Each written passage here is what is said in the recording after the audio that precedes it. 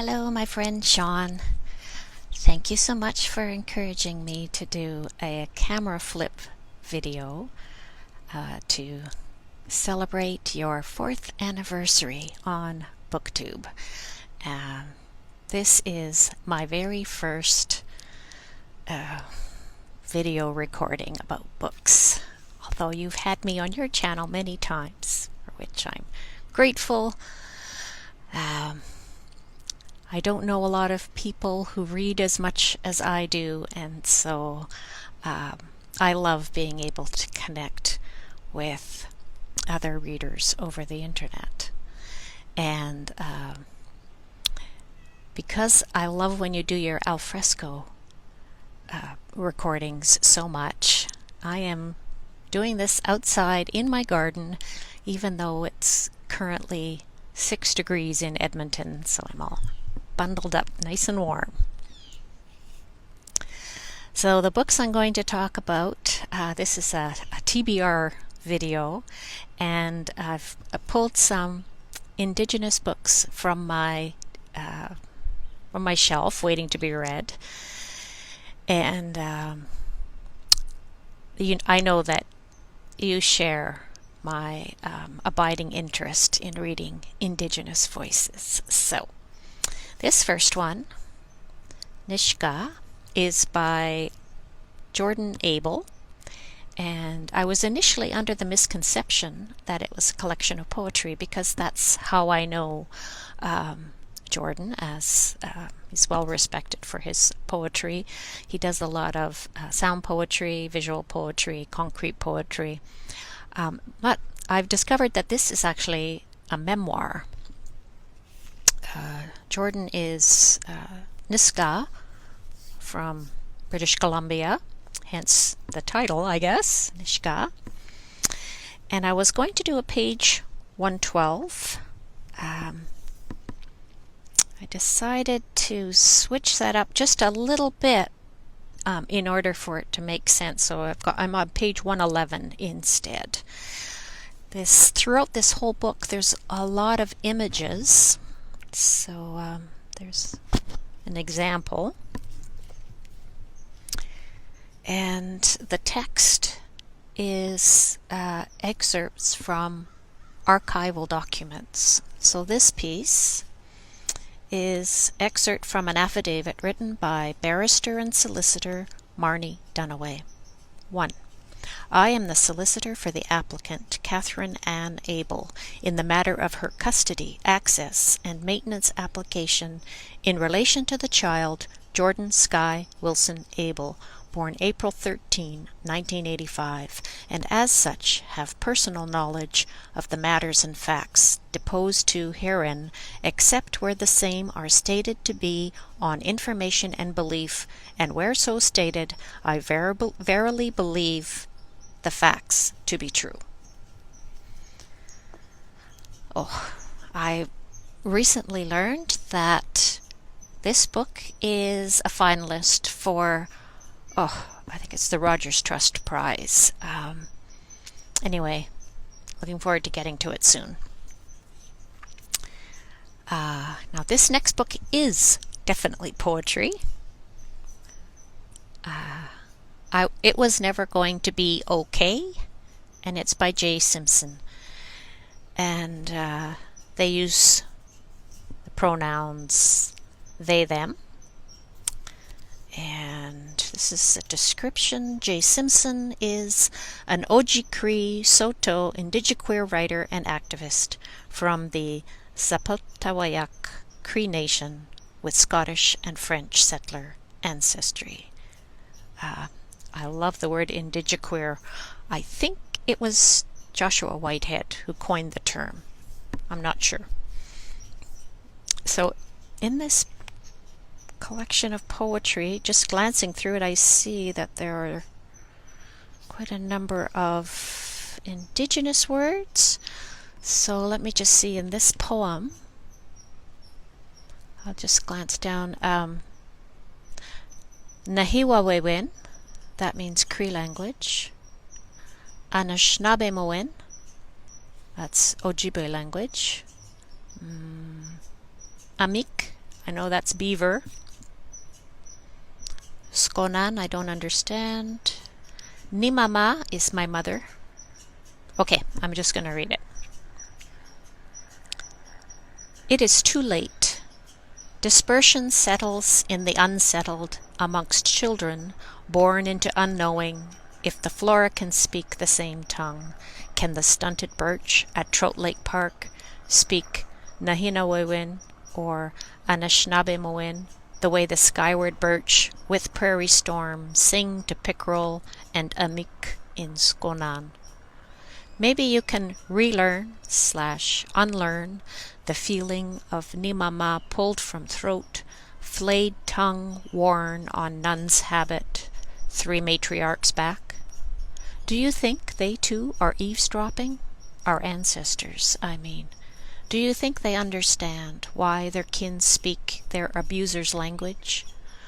I think they understand enough when I cry out for home/land, desperate in this diaspora, ravenous to belong to a before. Wow.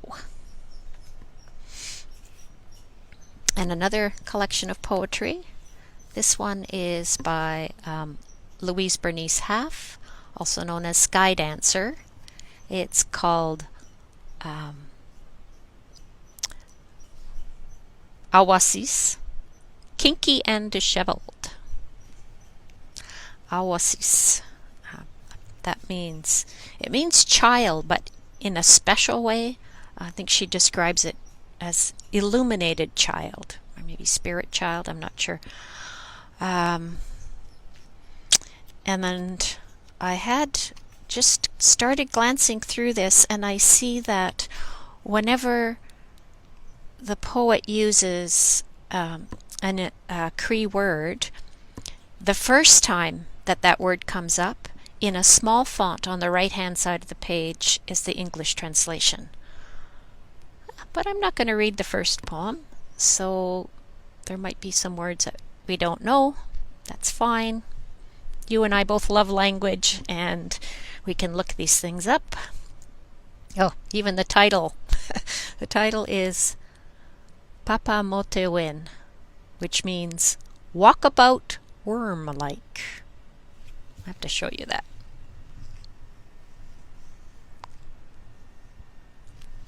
All right. Awasis belonged to the universe, but he didn't know that. For years and years he looked for belly button. He walked the forest, tripped on the tree's umbilical cord. Still he did not see. His moccasins had a tiny hole in the sole where he felt the soft earth. The fire roared, yet he didn't know the sun rose from the underground of his belly. The river ran throughout his stone-ribbed trunk. The ancestral wind spoke. He did not hear. He wondered why his heart ached when he looked at the night heavens. Awasis didn't know that his name always moved ahead of him, and he was the shadow following. Ha. So Louise Half,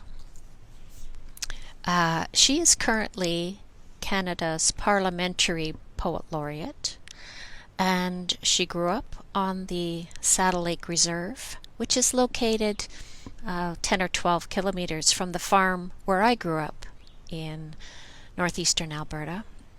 And she went to school at the Blue Quills Residential School, which is located 5 kilometers from the farm where I grew up. And her work is often deeply personal, but encompasses what has happened, what is a common experience for many Indigenous people in Canada. This next book is actually from an American Indigenous author, Diane Wilson, who is Dakota from Minnesota. And it's called The Seed Keeper. Look at that beautiful beadwork design on the cover, floral and insects. Often when I have a book in my possession, whether I've purchased it, like these I'm talking about, or whether they come in on hold from the library, often I can't remember where I heard about it, why I've got it. However, unlike you, I like to know a lot about a book before I read it so that I can evaluate whether it's worth my time or not. And so what I can be pretty sure of is when a book comes in for me, I have already done some sifting, to say, yeah, this is likely to be something that I'll enjoy. And I do remember where I first heard about The Sea Keeper. It was Jenny on her podcast, Reading Envy, who talked about it. So it's a novel, and I'm going to do the page 112 tag because you do that, and this is in honor of you. So I'll just read a paragraph from page 112. It was true that I didn't know much about planting, but I guessed that seeds were seeds, whether they came from a pumpkin or fell from a tree. Seeds need soil and water and sun. I thought of something my father used to say, that we watch and we learn from the trees and plants around us. I remembered the coneflower with its bristly seed head that dries over the winter and scatters in the spring. In the forest and on the prairie, plants were spread by wind and by traveling roots, with trees and shrubs and medicines selecting the best place to thrive, competing with one another while still building a community together. Well, so nature writing and fiction. Sounds excellent. And the last book is from Australia, The Swan Book by Alexis Wright. I loved her book Carpentaria, which won the Miles Franklin Literary Award. And Alexis Wright is Wani from Australia. Let's do page 112 again. Here we go. The school children sitting at home with stomachs full of fish and chips were quickly told by departing parents who had just glimpsed him again on the 5 o'clock news to watch something educational for closing the gap between black and white, like the serialized exploits of Warren Finch while they were gone. Adults were out of homes with departing words, "What is wrong with you children?"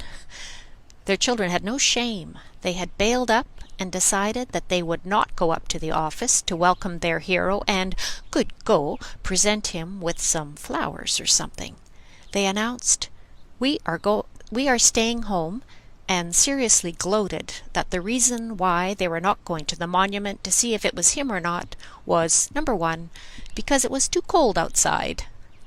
The temperature had already plummeted from 44 to 33.5 degrees Celsius, and number two, they announced that they were sick of hearing about Warren Finch, the role model for how Aboriginal children could become good Australians. Why was the whole country telling us to become another Warren Finch? I don't know who Warren Finch is. Something to find out about. But interesting that they're talking about how cold it is. At what, 33 degrees Celsius? It's 6 degrees Celsius here in Edmonton right now. So I'm all rugged up, as my Australian friends say, dressed up warmly. And I wish you the very warmest happy anniversary for your channel, and I look forward to many more videos from you. So, all my love. Bye.